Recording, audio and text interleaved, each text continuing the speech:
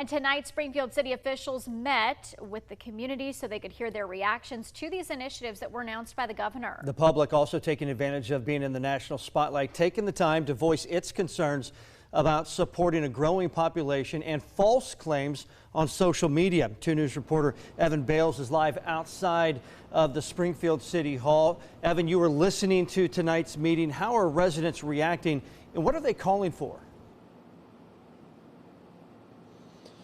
Yes, when I arrived at Springfield's City Commission meeting 15 minutes beforehand, there was a line out the door with maybe 24 people, and several people were just wanting to speak their mind. Some spoke about the strained resources with the city. Some wanted to speak about how immigrants are being treated and what they want to see from city, state, and federal officials, including the parents of an 11-year-old who was killed in a motor vehicle accident last year.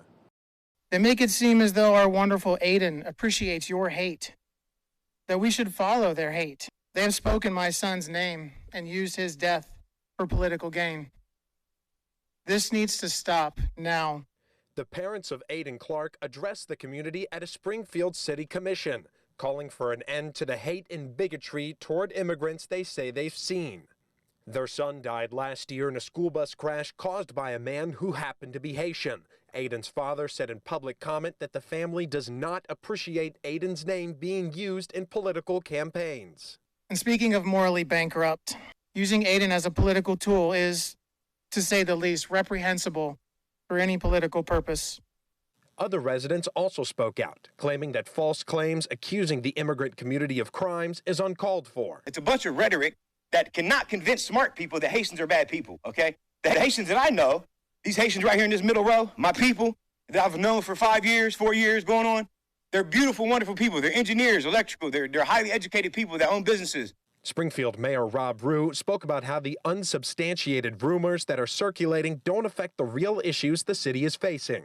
Rumors like these are taking away from the real issues such as housing concerns, resources needed for our schools, and our overwhelmed healthcare system. In the wake of announcements for new initiatives to address those issues, that being traffic safety, health care for all of Springfield, affordable housing for the homeless, residents want to know exactly what will be done now that the nation's eyes are on the city. Enough is enough, guys.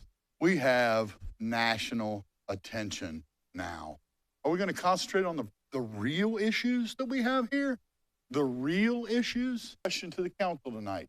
If you get the federal money that you're after, what are you going to do with it?